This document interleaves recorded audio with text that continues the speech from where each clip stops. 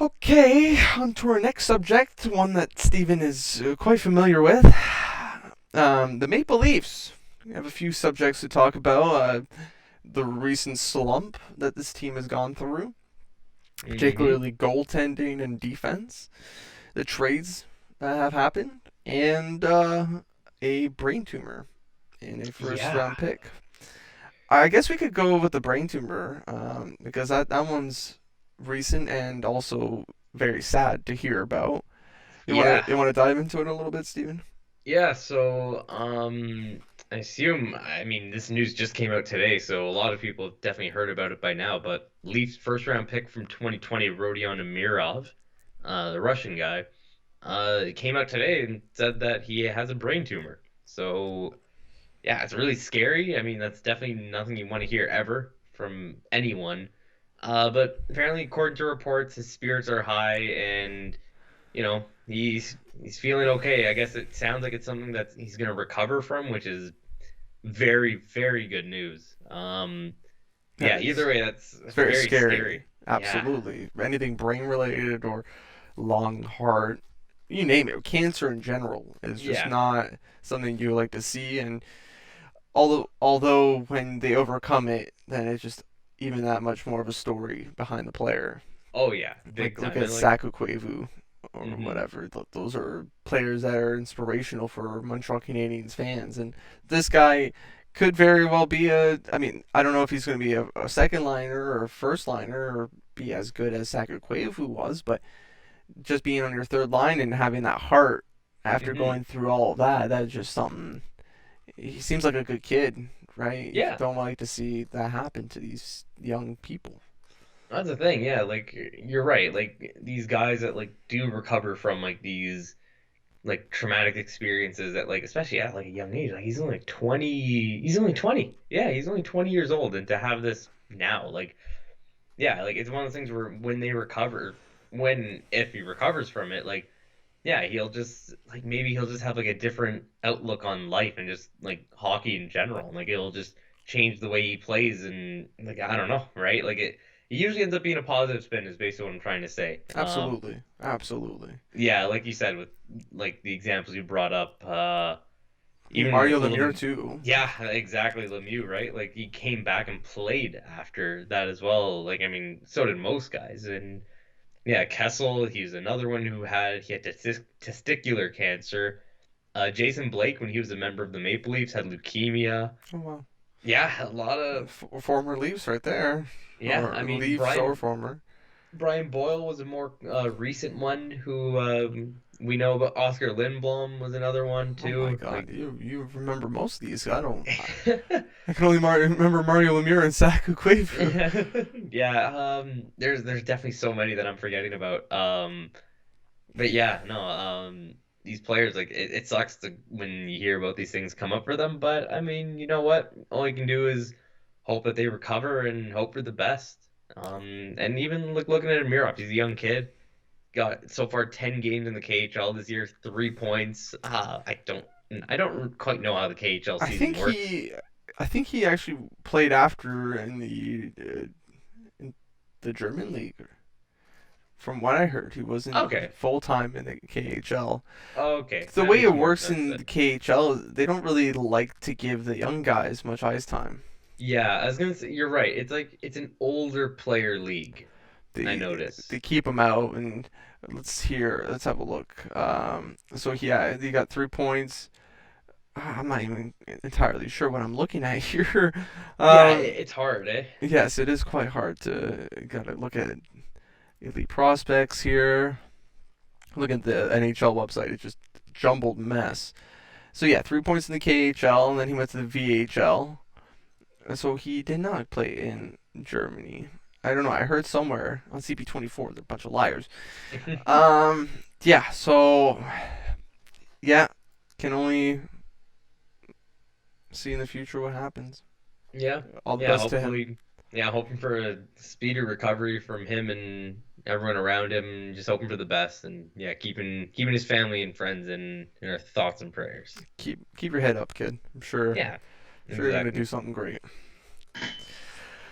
With that ding, we can sort of, you know, put the Maple Leaf suck and the acquisitions hand in hand here. Mm-hmm. Uh, so ever since the new year, going into 2022, there have been some struggles, and of course, at the beginning of the season, the Toronto Maple Leafs saw some regression on defense and some advances. You know, Timothy Liljegren and Sandin taking more of official spots now than they did last year, and then Justin Hall slowly decaying and Oof. being Yeah. completely worthless. Um, so now with the new year, Justin Hall is still being a pylon, but now Jack Campbell is starting to show regression and is no longer in his hot streak. He's no longer in the top 10 for goals against or save percentage. He's having quite the terrible second half of the season. If I saw it somewhere, his win to loss percentage is not bad, but that's more of a Mm-hmm. team thing. And then the goals against and save percentage, I think its save percentage is below 900 now, and then Yeah. goals against is in the threes. Yeah, it's not good. That's for sure. Like you said. Um, I think it's it's probably just a sign of fatigue, if anything, because this is already, I think he's already at I'm just trying to find him. But yeah, I think he's already played more games in a season than he ever has. Okay. Yeah, he has. His career high before this was 31 with LA in 2019. He's played 37 games already, 36 of them starts. How many did he play last year? Last year he played 22 and started 22. Okay, and then you include the playoffs as well, so that'd be 27. So I guess yeah, this year still he's Yeah, sort of he's already got a surpassed career that. high, right? Yeah. So I think that's what it is for him. It's definitely that fatigue. At least it's happening now, and like there's still time to give him rest. The Leafs are in a good position where like the playoffs aren't really in doubt. Like it's not like No. we're trying to fight for a spot. We're in comfortably. We can afford to lose. Like the Leafs can afford to go on a bit of a slump as long as they recover from it, and answer back with another like 4 game win streak, and then like maybe you lose one or two, and then you could win like another 3 or 4 in a row. As long as they have that answer in them soon.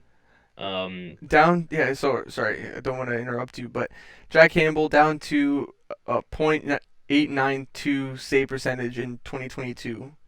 Yeah. 14 games played, 8 wins, 3 losses, 2 in overtime, 364 saves, 44 goals against.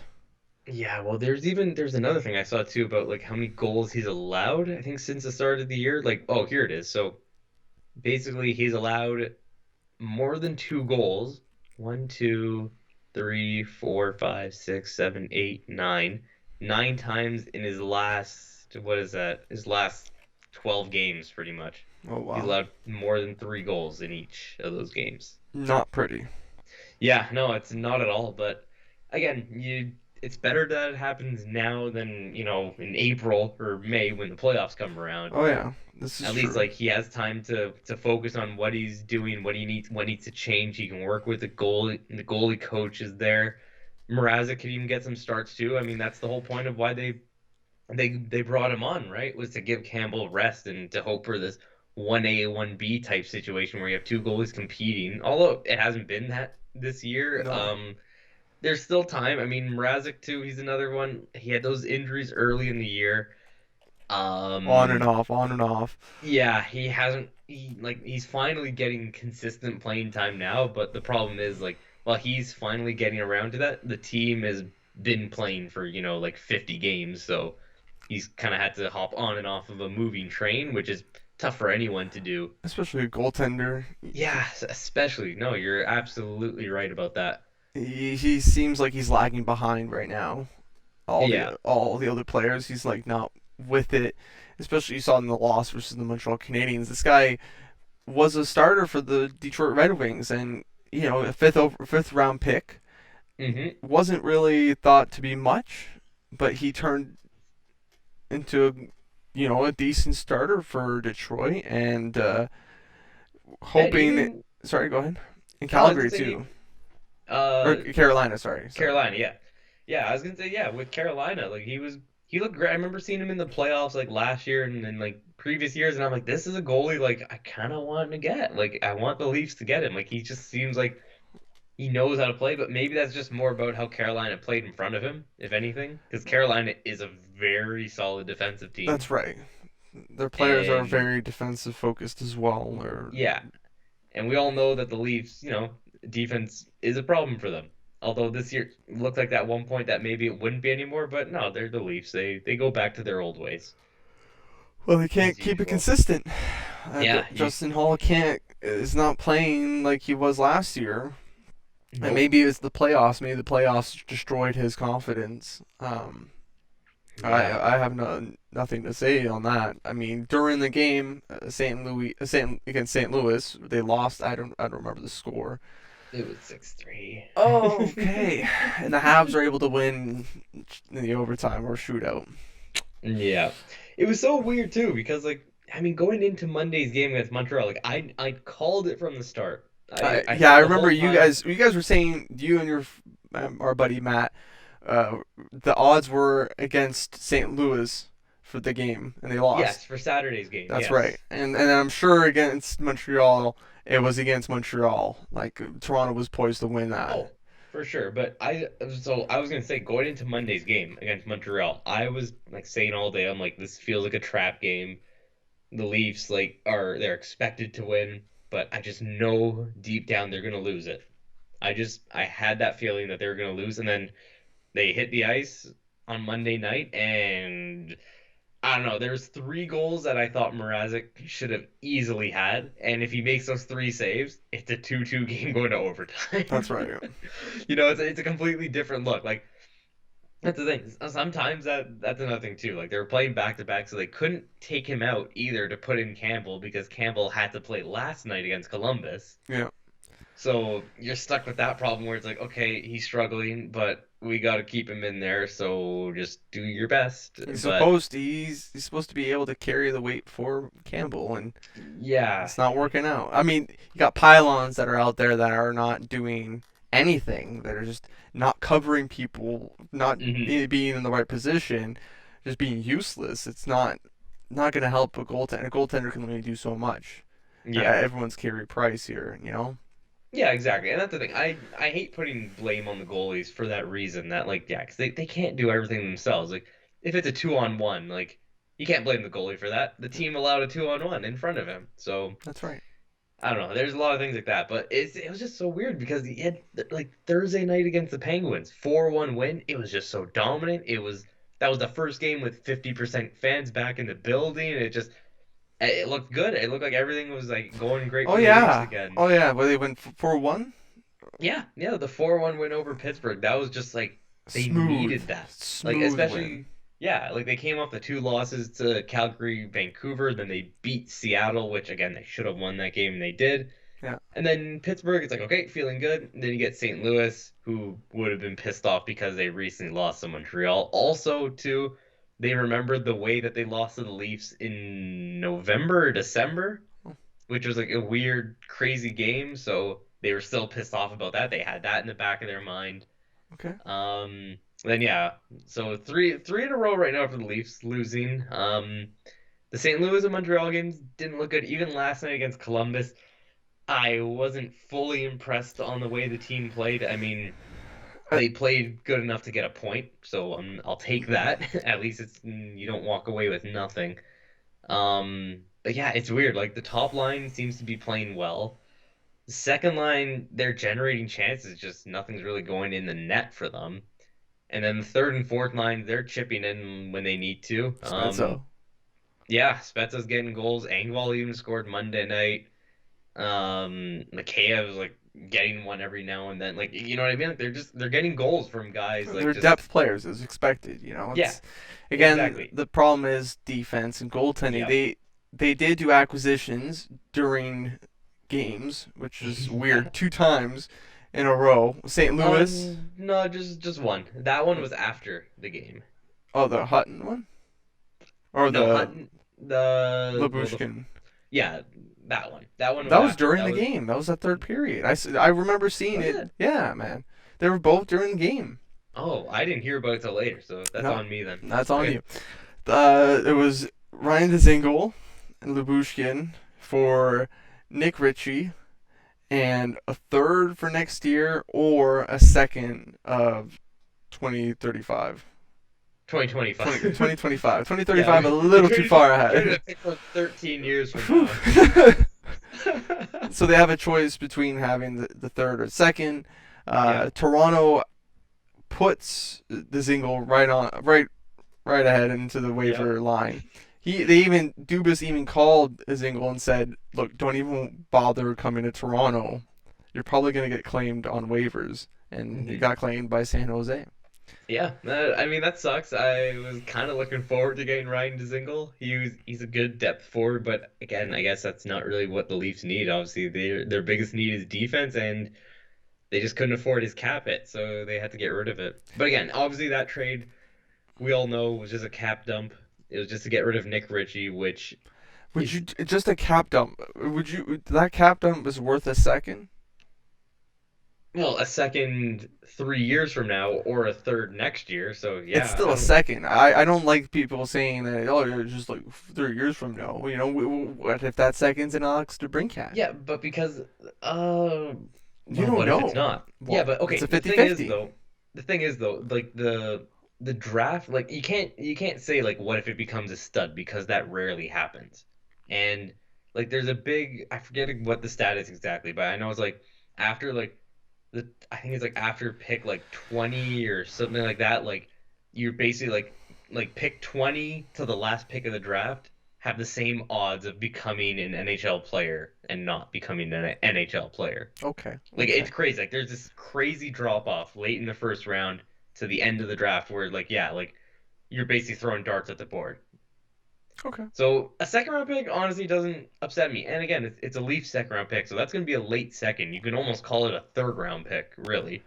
In 2025, who knows where they are? No, that's Maybe true. Austin But Matthews is gone. hey, what if And to what if Arizona Arizona. what if yeah, yeah. What if Arizona chooses the third round pick next year because they're just like, "Hey, we want a third and we want to take it this year." Yeah. I mean, Right? I So don't know then that how that condition works. Do they get the choice? it's just their choice. They get to choose. Like when the That's draft, when the day happens, when next year 2024 happens, they get to decide. They're like, okay, well, we'll pass up on this year. We don't see anything on the third for the third. pretty Okay. much, yeah. I think I don't think they have to decide on, I think they might have to decide like a bit before draft day. Like there might be like a certain date I'm where sure they'll have enough scouting to know. yeah. You'd think anyways. But yeah, either way, I mean, yeah, just getting rid of Nick Ritchie. I mean, he wasn't gonna play anymore for the Leafs. Like he hasn't played in like nearly a month for them. So just to be able to get him off the books was nice. And you bring in a right-handed defenseman, which he played one game for them. He looked okay last night. He did have a brutal moment where the puck I went was gonna between his say that. legs. I was gonna say that. Yeah, And and it led. he did a turnover.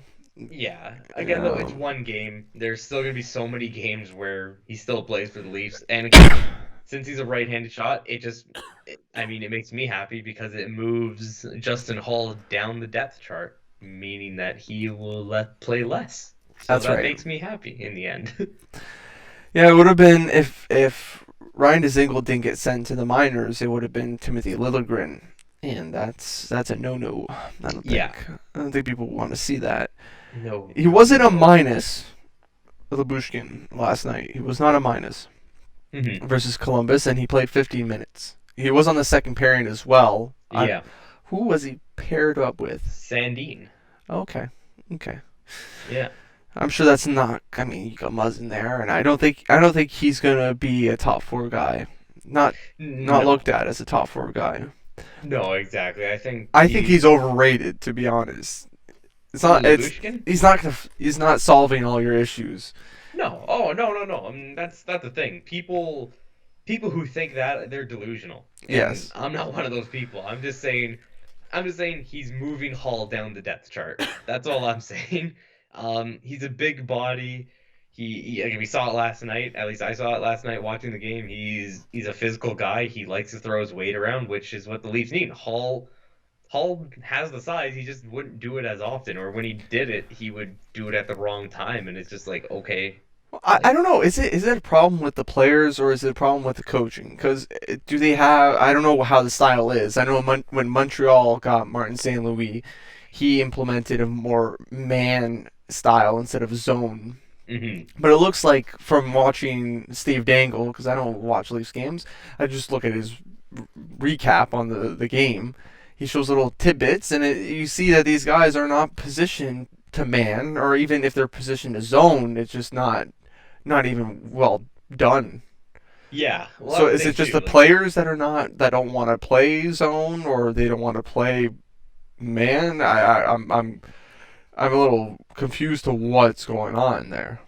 I think it's more just like the obviously the times where he does bring up the screenshots are the times where it's like really bad. But most of the times like they'll let in a goal and it's just like, oh, like that just yeah, it just got through or yeah, someone missed an assignment or something, right? Like every goal there's always like something that went wrong which led to the goal happening. That's right. It's at any goal ever. But But you look at the consistency of that, yes. like Justin Hall being consistently bad, being a pylon this year. hmm It's no, you can't make excuses for him anymore. No, that was the thing, right? Like in October, November, you could think like, okay, it's early, we'll give him time, but then it continues in December and it continues in January and February and we're almost March and it's like, okay, it's not going to change. Like you can't rely on it to change now if it hasn't changed Yeah. yet. Yeah. So I don't know. I mean, I don't think the Leafs are done making deals. I don't, obviously not. I mean, there's still another month till the trade deadline. I don't Jake think any team. Muzzin, right, being injured Yeah. against the Montreal Canadiens. Well, before I even finish that, they also acquired Carter Hutton. I believe that's Carter Hutton, right? Yep. From Arizona for future consideration. So maybe a bag of pucks. And he's not even report. He's playing for the AHL team of Arizona right now Yeah.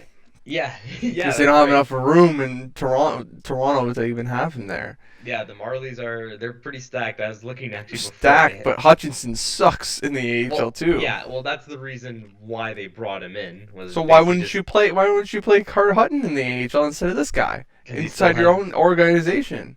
you still have Joseph Wall, Ian Scott. who was yeah, Ian Scott, our boy from GM modes. It's like why would you even acquire this guy?